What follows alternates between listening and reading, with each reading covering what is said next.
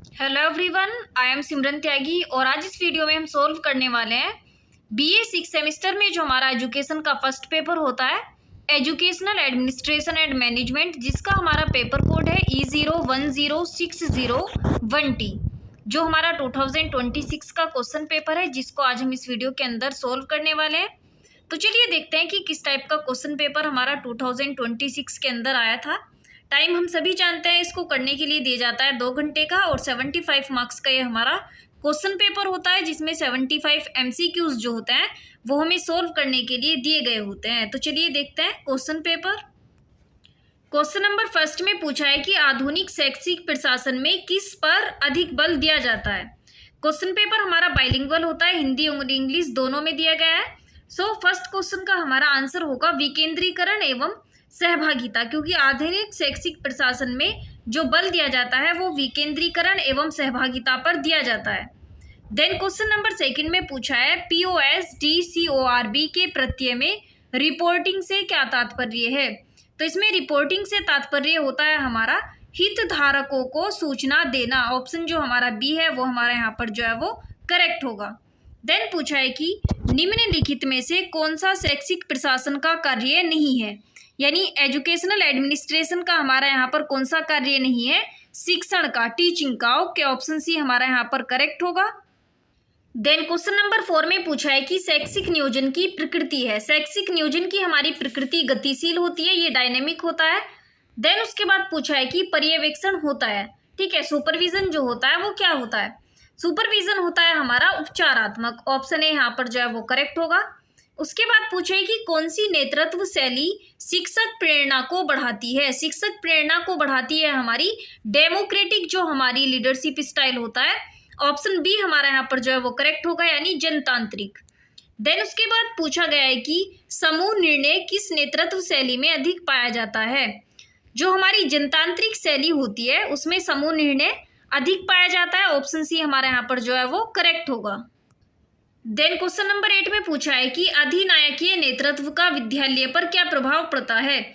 इसमें प्रभाव पड़ता है कि यह अनुशासन को मजबूत बनाता है, ठीक है, अनुशासन मजबूत होता है। ऑप्शन ए हमारा यहाँ पर जो है वो करेक्ट होगा। उसके बाद पूछा है कि उत्तर प्रदेश माध्यमिक शिक्षा परिषद किस परीक्षा का संचालन करती है। तो ये किस परीक्षा का संचालन करती है, हमारा 10 और 12, कक्षा 10 और 12 का जो हमारा उत्तर प्रदेश माध्यमिक शिक्षा परिषद है ये संचालन करती है। देन उसके बाद पूछा है कि अनुदानित विद्यालयों को वित्त कहाँ से प्राप्त होता है। जो हमारे अनुदानित विद्यालय होते हैं उनको वित्त जो होता है वो कहाँ से प्राप्त होता है, छात्र शुल्क, ठीक है, स्टूडेंट जो फीस होती है वहां से प्राप्त होता है। केंद्र और राज्य सरकार इनसे प्राप्त होता है, और जो इनका निजी दान होता है उससे भी प्राप्त होता है, इन सभी से प्राप्त होता है। ऑप्शन डी हमारा यहाँ पर करेक्ट होगा, उपरोक्त सभी। देन उसके बाद पूछा है कि निम्न में से कौन शिक्षा वित्त का अंतरराष्ट्रीय स्रोत है। अंतरराष्ट्रीय स्रोत हमारा शिक्षा वित्त का जो है वो है यूनेस्को। ऑप्शन ए हमारा यहाँ पर जो है वो करेक्ट होगा। देन क्वेश्चन नंबर 12 में पूछा है कि भारत में शिक्षा के लिए GDP का लगभग कितना प्रतिशत व्यय करने की सिफारिश विशेषज्ञों द्वारा की जाती रही है। तो ये सिफारिश जो की जाती रही है 6% व्यय करने की बात की जाती रही है। ऑप्शन सी यहाँ पर करेक्ट है। उसके बाद पूछा है कि शिक्षण संस्थाओं में सफाई एवं रख रखाव पर होने वाला व्यय कहलाता है। इस व्यय को हम क्या बोलते हैं, इसको बोलते हैं हम आवर्ती। ऑप्शन बी हमारा यहाँ पर करेक्ट होगा। देन पूछा है कि पर्यवेक्षण का मुख्य लक्ष्य है। पर्यवेक्षण का मुख्य लक्ष्य होता है शिक्षण अधिगम प्रक्रिया में सुधार। ऑप्शन सी जो है यहाँ पर वो करेक्ट है। देन क्वेश्चन नंबर 15 में पूछा है कि निरीक्षण के संबंध में कौन सा कथन सत्य है। निरीक्षण के संबंध में हमारा कथन सत्य है कि यह त्रुटि निकालने की प्रक्रिया है। ऑप्शन बी यहाँ पर करेक्ट है। उसके बाद पूछा है कि निर्णय लेने की प्रक्रिया का पहला चरण है। इसका पहला चरण है हमारा समस्या की पहचान। ऑप्शन बी यहाँ पर करेक्ट होगा। देन पूछा है कि भारत की प्रथम पंचवर्षीय योजना किस वर्ष प्रारंभ हुई। तो ये जो योजना है हमारी ये प्रारंभ हुई थी 1951 में। ऑप्शन सी यहाँ पर जो है वो करेक्ट हो जाएगा। देन पूछा है कि भविष्य की मानव संसाधन संबंधी आवश्यकताओं से संबंधित नियोजन उपागम है। तो ये नियोजन उपागम है हमारा मानव शक्ति उपागम। ऑप्शन ए यहाँ पर जो है वो करेक्ट हो जाएगा। देन क्वेश्चन नंबर 19 पर पूछा है कि एजुकेशन शब्द की उत्पत्ति किस भाषा से हुई है। एजुकेशन शब्द की उत्पत्ति हुई है हमारी लैटिन लैंग्वेज के वर्ड से। ऑप्शन बी यहाँ पर करेक्ट है। उसके बाद पूछा है कि किस नियोजन दृष्टिकोण में अदा, प्रदा तथा प्रक्रिया शामिल है। तो ये हमारी शामिल होती है प्रणाली दृष्टिकोण में, यानी सिस्टम अप्रोच में। ऑप्शन डी यहाँ पर करेक्ट हो जाएगा। उसके बाद पूछा गया है कि शैक्षिक नियोजन की प्रक्रिया का प्रथम चरण कौन सा है। इसका हमारा प्रथम चरण होता है, देखिए यहाँ पर दिया गया है उद्देश्यों का निर्धारण। यहाँ का प्रथम चरण होता है हमारा उद्देश्यों का निर्धारण करना। ऑप्शन सी यहाँ पर करेक्ट होगा। उसके बाद पूछा है कि योजना की सफलता या असफलता की जांच किस चरण में होती है। तो ये होती है हमारी मूल्यांकन के अंतर्गत। ऑप्शन डी जो है हमारे यहाँ पर करेक्ट होगा। किस चरण में होगी? मूल्यांकन में। देन क्वेश्चन नंबर 23 में पूछा गया है कि क्रमबद्ध यानी व्यवस्थित, वैध एवं विश्वसनीय पर्यवेक्षण कहलाता है। इस पर्यवेक्षण को हम बोलते हैं वैज्ञानिक पर्यवेक्षण। ऑप्शन बी हमारा यहाँ पर करेक्ट होगा।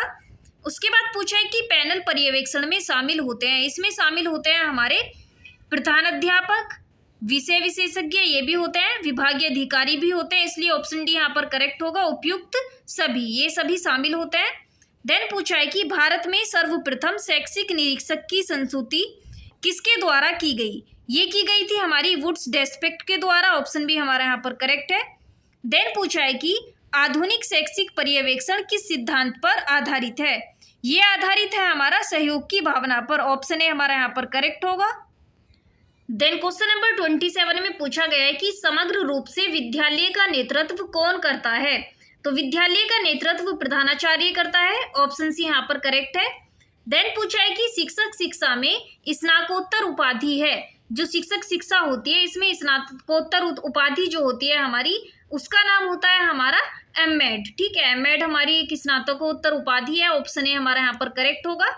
देन पूछा गया है कि चौधरी चरण सिंह विश्वविद्यालय मेरठ है, यह क्या है। यह एक हमारा राज्य विश्वविद्यालय। ठीक है, इसको हम क्या बोलते हैं? राज्य विश्वविद्यालय। ऑप्शन बी हमारा यहाँ पर करेक्ट होगा। देन उसके बाद पूछा गया है कि विश्वविद्यालय का कुलाधिपति सामान्यतः कौन होता है। जो कुलाधिपति सामान्य होता है किसी भी विश्वविद्यालय का, उसको हम बोलते हैं राज्यपाल। ऑप्शन सी जो है हमारा यहाँ पर वो करेक्ट होगा। देन क्वेश्चन नंबर 31 में पूछा है कि निम्न में कौन सा राज्य स्तरीय शैक्षिक संस्थान है।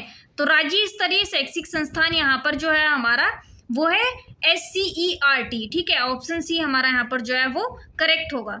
देन उसके बाद पूछा है कि शैक्षिक प्रशासन के विकास में सर्वाधिक योगदान किस देश का रहा है।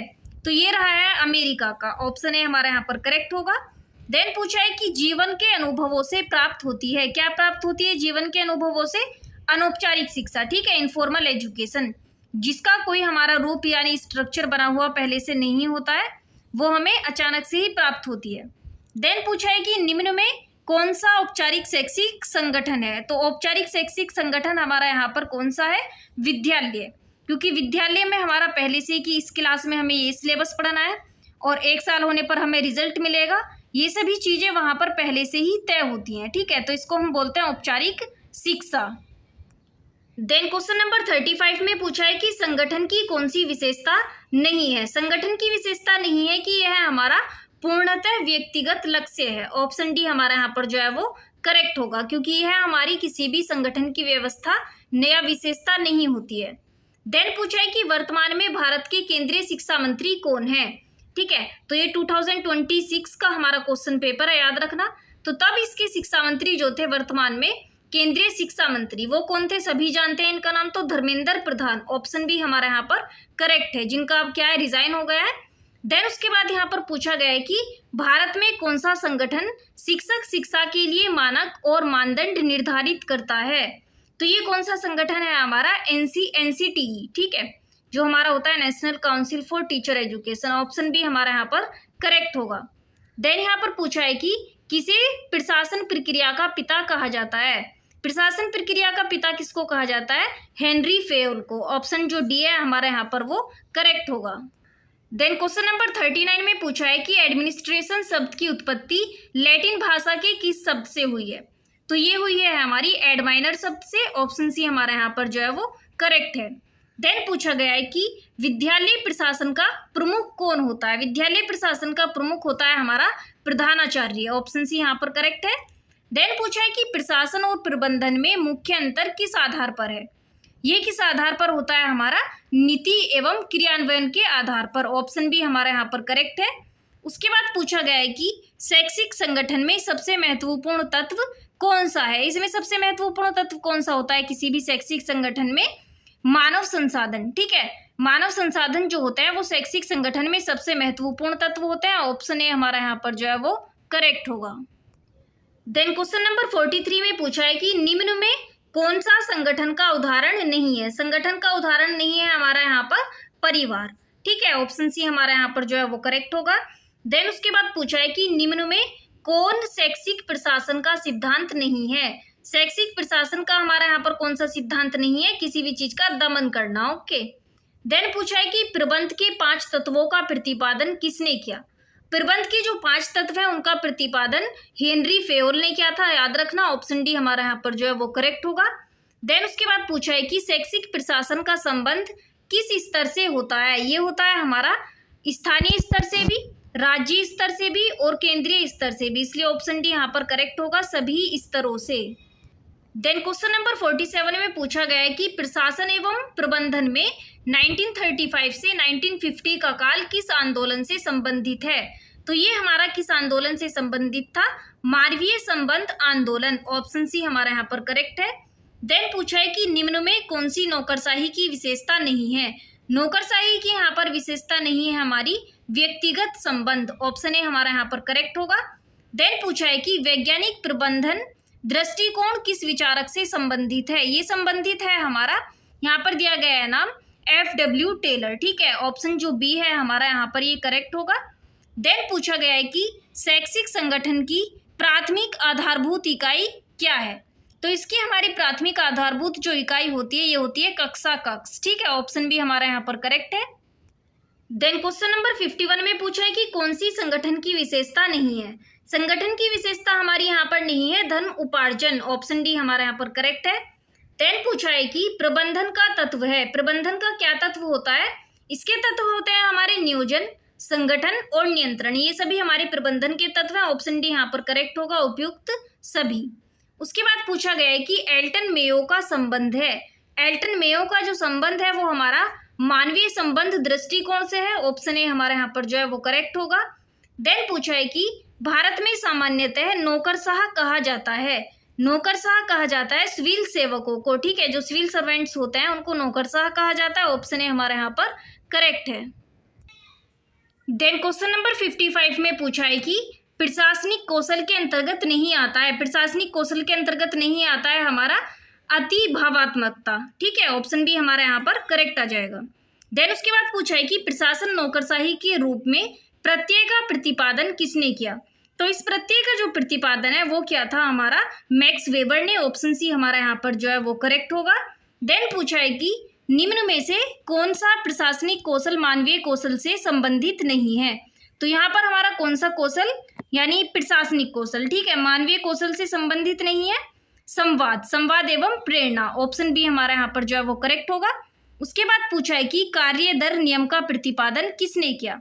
इस नियम का प्रतिपादन क्या था, FW टेलर ने। ऑप्शन ए हमारा यहाँ पर जो है वो करेक्ट है।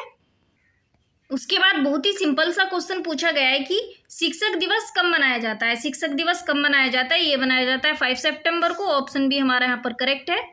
देन पूछा है कि सामान्यतः संगठन है। संगठन क्या होता है, सोच विचार कर बनाया गया कोई समूह। ठीक है, ऑप्शन बी हमारा यहाँ पर करेक्ट है। देन पूछा है कि द स्टडी ऑफ एडमिनिस्ट्रेशन पुस्तक के लेखक हैं। इस पुस्तक के जो लेखक हैं उनका नाम है हमारा वुड्रो विल्सन। ऑप्शन सी हमारा यहाँ पर करेक्ट है। देन पूछा गया है कि निम्न में कौन सा केंद्रीय विश्वविद्यालय है। जो केंद्रीय विश्वविद्यालय है हमारा उसका नाम है अलीगढ़ मुस्लिम विश्वविद्यालय। ठीक है, जो कि अलीगढ़ में ही है। ऑप्शन डी हमारा यहाँ पर करेक्ट होगा। देन क्वेश्चन नंबर 63 में पूछा है कि विद्यालय संगठन का प्रमुख उद्देश्य है। विद्यालय संगठन का हमारा प्रमुख उद्देश्य होता है बालक का सर्वांगीण विकास करना। ऑप्शन सी यहाँ पर करेक्ट होगा। देन उसके बाद पूछा गया है कि POSDCORB के प्रत्यय के प्रतिपादक हैं। इनके प्रतिपादक हैं हमारे लूथर गुलिक। ऑप्शन जो बी है यहाँ पर वो करेक्ट है हमारा। देन पूछा है कि नौकरशाही प्रणाली की प्रमुख आलोचना क्या है।